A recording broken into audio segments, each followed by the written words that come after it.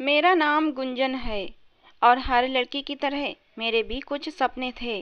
लेकिन मुझे सपने देखने की बहुत बड़ी कीमत चुकानी पड़ी थी, जो मैं सारी ज़िंदगी भूल नहीं सकती। मुझे विश्वास नहीं आता कि कोई किसी के साथ ऐसे भी कर सकता है जो मेरे साथ हुआ। मैं तो सिर्फ 6 साल की थी, मगर मुझ पर किसी ने दया नहीं की और मेरी ज़िंदगी बर्बाद कर दी। काश मेरी माँ मुझे बचा लेती तो मेरे साथ ये सब कुछ ना होता, जिसे सुनकर लोगों की आत्मा भी कांप उठे। मेरा संबंध एक ऐसे घराने से था जहाँ सिर्फ और सिर्फ गरीबी का राज था। हम 4 बहन भाई थे। बाबा किसी की दुकान पर काम करते थे और अम्मा किसी के घर में काम करने जाया करती थीं। मैं तो उस वक्त बहुत छोटी सी थी, लगभग 6-7 साल की। इसलिए मुझे बिल्कुल एक धुंधले सपने की तरह अपनी ज़िंदगी याद है। मेरी एक बहन और एक भाई मुझसे बड़े थे और एक भाई छोटा था। घर में खाने पीने की भी इस कदर तंगी थी कि मुश्किल से एक एक या फिर कभी कभी आधी रोटी ही मिल पाती थी। हम दूसरे बच्चों की तरह स्कूल भी नहीं जाते थे। पैसे लेकर चीज खाना तो दूर की बात थी। मुझे अच्छी तरह याद है कि एक बार हमारे गांव में मेला लगा था, जिसमें जाने की जिद हम बहन भाई कर रहे थे। हमारे बाबा ने हमें सख्ती से जाने से मना कर दिया था, लेकिन हम नहीं माने और अपनी अम्मा के साथ मेले में चले गए, क्योंकि अम्मा का दिल हम सबको रोते हुए देखकर पिघल गया था। न जाने वो कौन सा दिन था, लेकिन वो दिन मेरी जिंदगी का सबसे बुरा दिन था। जब मैं अपनी अम्मा और बाकी 3 बहन भाइयों के साथ मेले में चली गई, लोगों की इतनी भीड़ देखकर मैं बहुत घबरा रही थी। मैंने अपनी बड़ी बहन की उंगली पकड़ रखी थी। मेले में तरह तरह के झूले और खाने पीने की चीजें देखकर हमारा दिल ललचा रहा था, लेकिन हमारे पास पैसे नहीं थे कि हम कोई चीज खरीद सकते। मेरी बहन कहने लगी कि अम्मा मुझे झूला झूलना है, तो मैं भी कहने लगी अम्मा हमें जलेबी खानी है। तो मेरी अम्मा गुस्से से कहने लगी मेरे पास बिल्कुल भी पैसे नहीं हैं, तुम लोगों को बस मेला घुमाने लाई हूँ, मेले की रौनक देखो और जल्दी चलो घर चलते हैं। अचानक से मेले में लोगों की भगदड़ मच गई। अम्मा हमें लेकर एक साइड पर खड़ी हो गईं, लेकिन समझ नहीं आ रहा था कि वहाँ हो क्या रहा है। और फिर अम्मा ने अचानक कहा चलो जल्दी घर चलो, वरना हम यहाँ पर फंस जाएंगे। ये कहकर अम्मा तीनों बहन भाइयों को लेकर आगे आगे चलने लगीं। मैं छोटी थी। अचानक मेरा पैर किसी चीज में अटक गया और मैं वहीं पर गिर गई। मेरा हाथ मेरी बहन के हाथ से छूट गया था, लेकिन कोई भी मेरे लिए रुका नहीं था। मैं अम्मा को आवाजें देती रही, लेकिन मेले के शोर शराबे में मेरी आवाज कहीं खो गई थी। अम्मा, मेरे बहन भाई मेरी नज़रों से सब ओझल हो गए थे और मैं लोगों की ठोकरों से बचती हुई एक तरफ खड़ी होकर रोने लगी। मैंने अम्मा को बहुत आवाजें दी और उन्हें इधर उधर तलाश करने की बहुत कोशिश की, लेकिन मुझे ना तो कहीं अम्मा नजर आई, ना ही मेरी कोई बहन या भाई। मैं बड़ी बुरी तरह से रो रही थी कि थोड़ी देर बाद एक औरत मेरे पास आई और पूछने लगी यहाँ खड़ी क्यों रो रही हो। मैंने कहा कि मेरी अम्मा पता नहीं कहाँ खो गई हैं। तो वो औरत कहने लगी कि परेशान मत हो, मैं तुम्हें तुम्हारी अम्मा के पास ले चलती हूँ। मैंने ये बात सुनी तो रोना बंद कर दिया और उनके साथ चल पड़ी। वो औरत मुझे गाड़ी में बिठाकर अपने घर ले गई और कहने लगी अभी तो रात हो चुकी है, मैं सुबह तुम्हें तुम्हारी अम्मा के पास ले जाऊंगी। फिर उसने मुझे खाना दिया और दूध का गिलास भी। मैं खुश हो गई और मैं खाना खाकर दूध पी पिया और वहीं लेट कर सो गई। जब सुबह हुई तो उसने मुझे अच्छा सा नाश्ता भी करवाया। कहने लगी कि ये कपड़े पहनकर तैयार हो जाओ, फिर हम चलते हैं। नए कपड़े देखकर मेरा दिल ललचा गया था। मैंने जल्दी से कपड़े बदल लिए। उसके बाद उस औरत से कहा कि आंटी चलो, मुझे अम्मा के पास ले चलो। तो वो कहने लगी मैंने तुम्हारी अम्मा को ढूंढने की बहुत कोशिश की, लेकिन वो मुझे कहीं नहीं मिली। इसलिए जब तक तुम्हारी अम्मा की कोई खैर खबर नहीं मिलती तो मेरे पास ही रह लो। मैं ये सुनकर खामोश हो गई। मेरी आंखों से आंसू बहने लगे। तो वो कहने लगी कि मैं तुम्हें अपनी बेटी बनाकर रखूंगी, तुम्हें किसी चीज की कोई भी कमी महसूस नहीं होने दूंगी। जब तुम्हारी अम्मा मिल जाएंगी तो फिर तुम उनके पास चली जाना। उन्होंने मुझसे मेरा नाम पूछा और मुझे खेलने के लिए खिलौने भी दिए। इस तरह मैं आंटी के पास ही रहने लगी। मुझे वहाँ पर कुछ दिन ही गुजरे थे कि एक दिन एक और अंकल आंटी वहाँ पर आ गए और मुझे अपने साथ ले गए। उन्होंने कहा हम आपकी अम्मा से मिले थे, मगर आपकी अम्मा ने आपको रखने से मना कर दिया है। वो कहती हैं कि मेरे पास पहले से ही बहुत बच्चे हैं, मैं गुंजन का बोझ नहीं उठा सकती, इसलिए अब आप हमारे साथ ही रहोगी। मैं तो बहुत छोटी सी थी, मुझे इन बातों की समझ नहीं आ रही थी, इसलिए मैंने रोना शुरू कर दिया। तो अंकल ने मुझे डांट कर खामोश करवा दिया। अब मैं उनके साथ उनके घर चली गई। उनका घर भी किसी गांव में हमारे घर के जैसा ही था, लेकिन उनके घर में कोई बच्चे नहीं थे।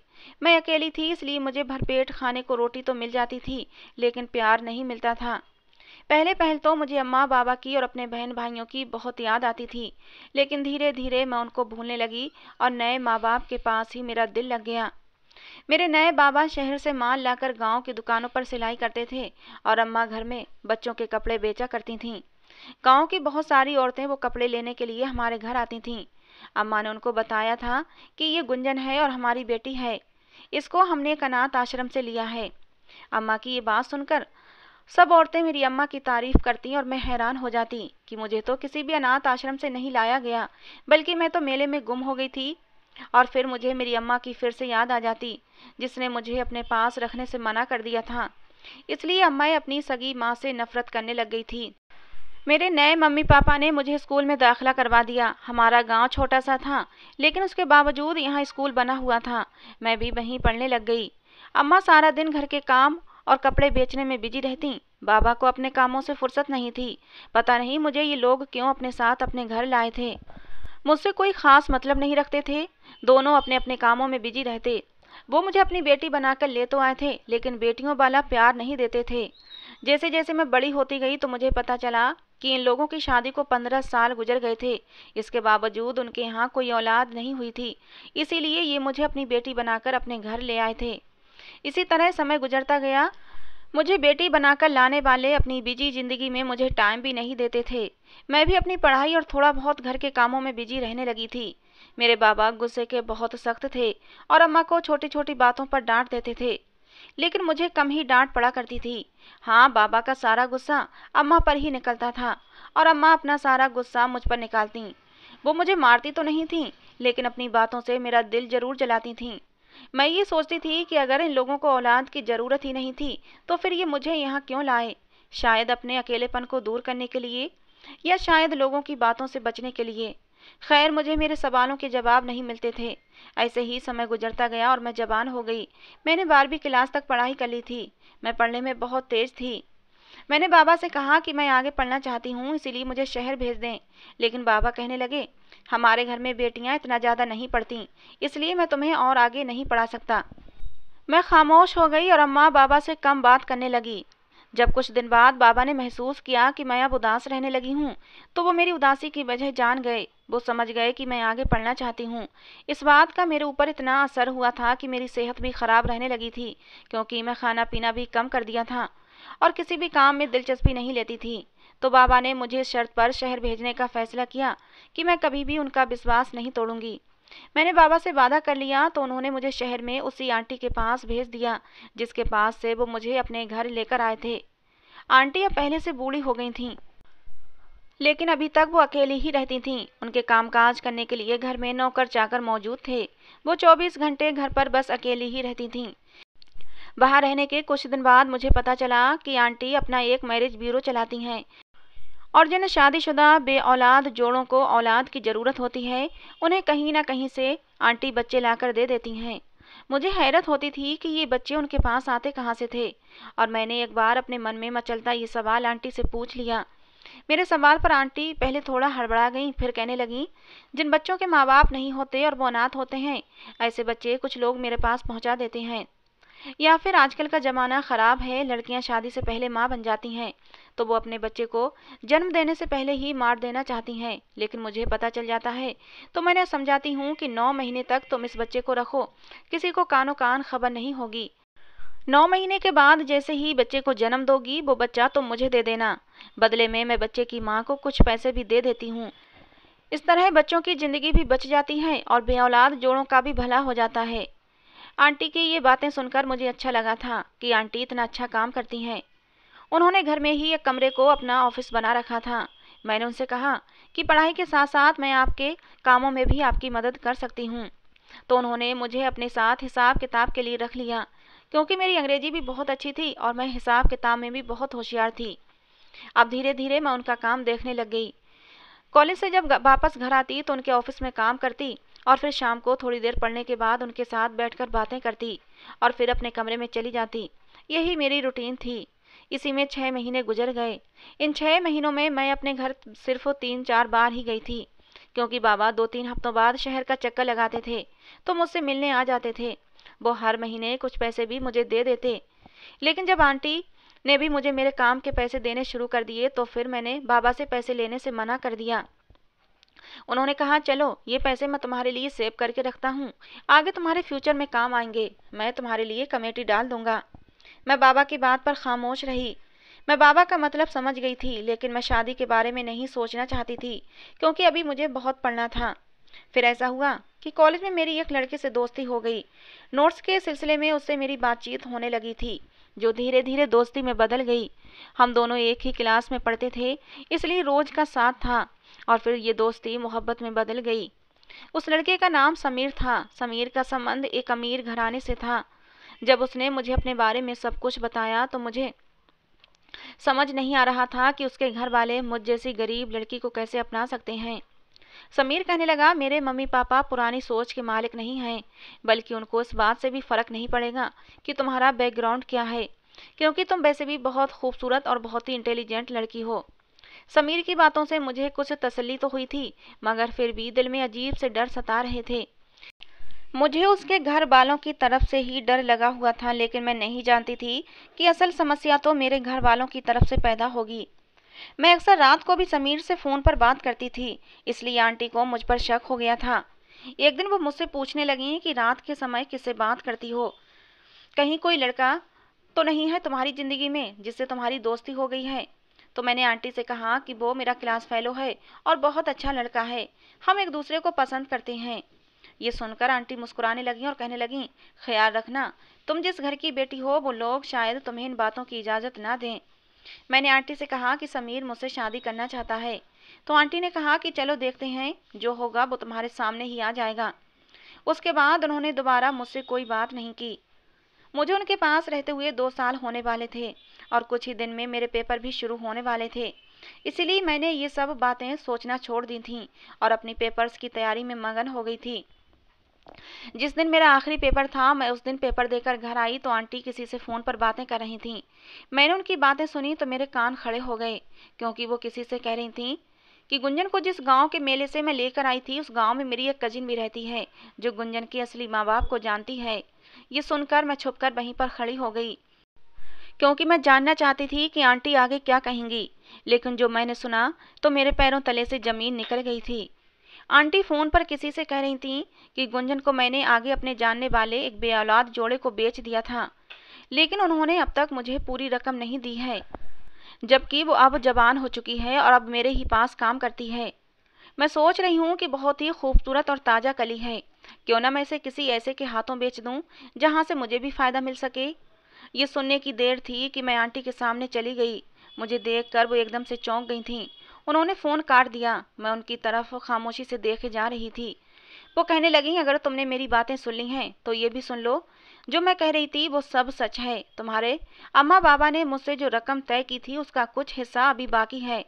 अब तुम बताओ कि मुझे वो रकम मिल जाएगी या मैं खुद किसी तरह वसूल करूं। मैं ये सुनकर वहीं कुर्सी पर बैठ गई और उनके आगे हाथ जोड़ दिए कि भगवान के लिए आप मेरे साथ ऐसा कुछ ना करना, मैं सारा पैसा आपको दे दूंगी। फिर दूसरे दिन बाबा मुझे लेने आ पहुंचे तो मैंने आंटी के सामने बाबा से पूछा कि मुझे कितने पैसों में खरीदा था, जो अब तक इनको नहीं दिए। बाबा ये सुनकर हैरान हो गए और मेरी तरफ देखने लगे। उन्हें समझ नहीं आ रहा था कि मुझे ये सब कैसे पता चला। तो मैंने उन्हें सब बता दिया। बाबा ने आंटी से कहा कि मैं आपके सारे पैसे दे चुका हूँ, अब आप किन पैसों की बात कर रही हैं, और ये सब बातें आपने गुंजन के सामने करने की क्या ज़रूरत थी। तो आंटी कहने लगी, जो पैसे तुम लोगों ने मुझे दिए थे तब तो ये उस समय बहुत छोटी सी थी, तब मुझे नहीं पता था कि ये जवानी में इतनी खूबसूरत हो जाएगी। मुझे और पैसे दो, नहीं तो मैं अपने पैसे और तरीके से भी कमा सकती हूँ। मैं ऐसे खड़ी थी जैसे मैं कोई दुकान में पड़ा हुआ सामान हूँ जिसकी बोली लग रही हो। मेरी आंखों से आंसू बह रहे थे। मेरे बाबा भी गुस्से में आ गए। कहने लगे, अगर आपने ऐसा कुछ भी किया तो मैं आपके खिलाफ पुलिस में सब कुछ बता दूंगा। जो भी काला धंधा आप करती हैं सब कुछ पर्दाफाश कर दूंगा। इतना सुनना था कि आंटी थोड़ा डर गई थीं। मैं भी हैरान होकर बाबा का मुंह देखने लगी। कौन से काले धंधे की बात कर रहे थे ये लोग। बाबा कहने लगे कि मैं इसे अपने साथ लेकर जा रहा हूँ और अब आपके पास ये नहीं रहेगी। तब आंटी ने गुस्से में आकर बाबा को समीर के बारे में सब बता दिया कि आपकी बेटी तो नए गुल खिला बैठी है। बाबा ये सुनकर और भी गुस्से में आ गए और मुझे लेकर गांव चले गए। गांव जाकर अम्मा को सब बता दिया तो अम्मा मुझे मारने लगीं और बाबा से कहने लगीं, मैंने कहा था ना कि किसी पराये का खून कभी अपना नहीं होता। देख लो, ये लड़की हमें क्या दिन दिखाना चाहती है। बाबा कहने लगे, ऐसा कुछ नहीं होगा, 1 हफ्ते के अंदर अंदर मैं इसकी शादी कर दूंगा। अगर ये हमें परायापन दिखा सकती है तो मैं भी इसे दिखाऊंगा कि परायापन क्या होता है। आज तक मैंने इसका बाप बनकर इसकी परवरिश की है, लेकिन अब ये भी देखेगी कि मेरी नाक कटाने का क्या अंजाम भुगतेगी। ये कहकर बाबा ने मुझे कमरे में बंद कर दिया। मैं उस दिन बहुत रोई, क्योंकि सारी जिंदगी मैं अपने सगे माँ बाप को बुरा भला कहती रही और ये सोचती रही कि मेरी माँ जानबूझकर मुझे छोड़ गई थी। लेकिन हकीकत तो ये थी कि वो बेचारी आज तक मेरे लिए तरसते होंगे। आंटी ने मुझे मेले से अगवा किया था और फिर पैसे लेकर इन लोगों को बेच दिया था, जिन्होंने मेरी कदर ही नहीं की। इससे अच्छा तो होता ये लोग मुझे मार देते, लेकिन अब कुछ नहीं हो सकता था। पता नहीं मैं किस गांव से थी और मेरे अम्मा बाबा कौन थे।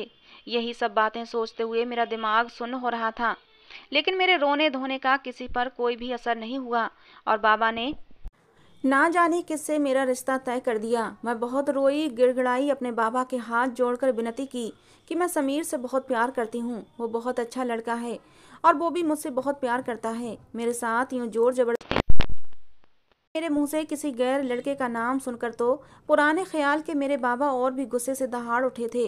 उन्होंने मेरे मुंह पर एक जोरदार थप्पड़ मारा था। मैं लड़खड़ाकर गिरी थी। कहने लगे, जहाँ तेरी शादी तय हुई है वहीं तेरी शादी होगी और शादी के बाद तेरा हमसे कोई संबंध नहीं रहेगा।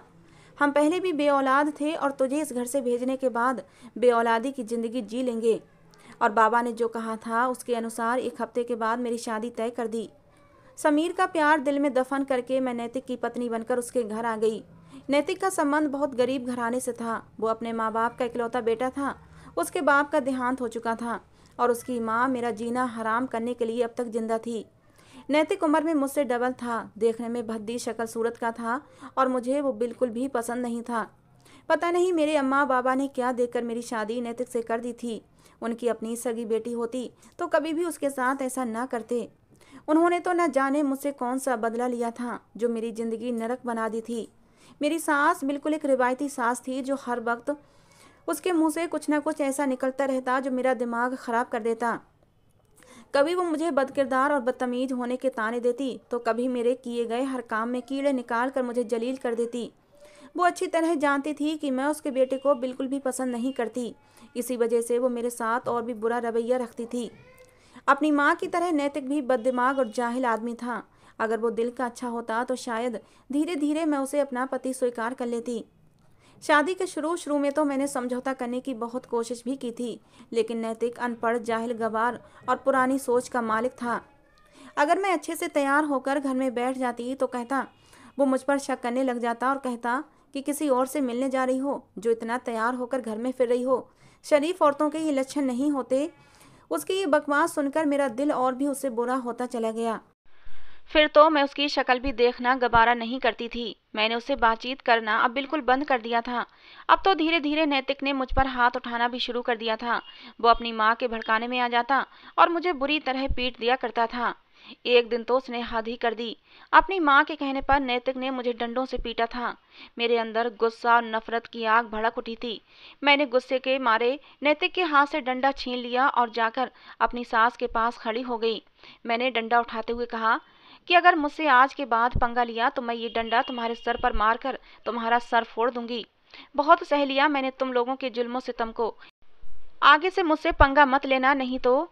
मैं इतनी जोर से चीखी थी कि नैतिक और उसकी माँ सहम गए थे। मैं घायल शेरनी की तरह बिखरी पड़ी थी। मेरी सास मेरा ये रूप देखकर डर गई और कमरे में जाकर बंद हो गई। उसके बाद मेरी सास ने बोलना कुछ कम कर दिया था, क्योंकि वो डर गई थी। उसे लगने लगा था कि मैं कुछ भी कर सकती हूँ। जब नैतिक की माँ ने उसे भड़काना बंद कर दिया तो वो भी कुछ ठंडा पड़ गया था, लेकिन मैंने अपने आपको अब कमरे तक ही सीमित कर लिया था। मैं सिर्फ उसी समय कमरे से बाहर निकलती जब खाना बनाना होता। खाना बनाकर अपना खाना लेकर मैं कमरे में आ जाती और फिर कमरे से नहीं निकलती थी और ना ही मैं उन लोगों से कोई बात करती थी। एक दिन मैंने घर से भाग जाने का प्लान बनाया और मुझे जल्दी ही मौका भी मिल गया, क्योंकि मेरे सास के रिश्तेदारों के यहाँ शादी थी। मैं खराब तबीयत का बहाना करके घर में रुक गई। जब दोनों माँ बेटा शादी पर चले गए तो पीछे से मैंने अपना बैग तैयार करके घर से निकल गई और उसी शहर चली गई जहाँ मैं पढ़ती थी। वो शहर और वहाँ के रास्ते मेरे लिए नए नहीं थे। मैं सीधी अपनी एक दोस्त के घर गई थी। मेरी दोस्त ने मुझे अपने घर में पनाह दी और कहा कि मैं तुम्हारे लिए जॉब ढूंढने में तुम्हारी मदद करूंगी। मैं 1 डेढ़ हफ्ता उसके घर रही, फिर उसके पापा ने अपने जानने वाले से कहकर मेरी एक इंटरनेशनल कंपनी में जॉब लगवा दी। मैं इतनी ज़्यादा पढ़ी लिखी तो नहीं थी, लेकिन मेरी इंग्लिश बहुत अच्छी थी। इसी वजह से वो जॉब मुझे आसानी से मिल गई थी। जॉब शुरू होने के बाद मैं हॉस्टल में शिफ्ट हो गई और मैं एक अच्छे वकील से बात करके तलाक का नोटिस भी नैतिक के घर भिजवा चुकी थी, क्योंकि मैं जानती थी नैतिक जैसा जाहिल इंसान आराम से मुझे नहीं छोड़ेगा। जब इस शहर में आई तो समीर की याद ने मुझे तड़पा कर रख दिया था। जब से शादी हुई थी मैंने नैतिक से सारे संबंध खत्म कर लिए थे, क्योंकि मुझे पता था कि अब मेरी शादी हो गई है तो मैं अब समीर के बारे में सोचना भी पाप समझती थी। लेकिन पता नहीं क्यों मैं समीर को दिल से निकाल नहीं पाई थी। जी चाहता था कि समीर से एक बार बात करूं, लेकिन फिर सोचती कि मैं एक शादीशुदा लड़की हूं, वो भला मुझे क्यों प्यार करेगा और मुझे क्यों अपनी ज़िंदगी में शामिल करेगा। बस यही सोचकर मेरे हाथ रुक जाते थे। मुझे जॉब करते हुए जब 1 महीना पूरा हुआ तो कंपनी के मालिक ने मुझे ऑफिस में मीटिंग के लिए बुलाया। वो मेरे काम से बहुत खुश थे, लेकिन जब मैंने कंपनी ज्वाइन की तो उस समय वो विदेश में थे। इसी वजह से उनसे मेरी मुलाकात नहीं हो पाई थी। मेरे साथ काम करने वाले बता रहे थे कि ये कंपनी बिल्कुल नई है और एक यंग लड़का इसका ऑनर है जो बहुत ही मेहनती और अच्छे दिल का मालिक है। मैं अपने बॉस से बगैर मिले ही उससे इम्प्रेस हो गई थी, क्योंकि मुझे ये भी पता चला था कि मेरे बॉस का संबंध पहले बहुत गरीब घराने से था और वो अपनी मेहनत के बलबूते पर यहाँ तक पहुँचा है।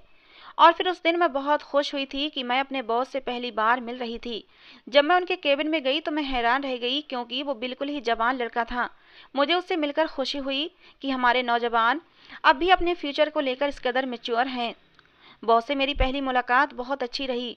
उन्होंने मेरे काम की बहुत तारीफ की और मेरी सैलरी में भी बढ़ोतरी कर दी। मैं उस दिन खुशी खुशी वापस हॉस्टल गई तो मेरे नाम से आए हुए तलाक के कागजात मुझे मिल गए थे।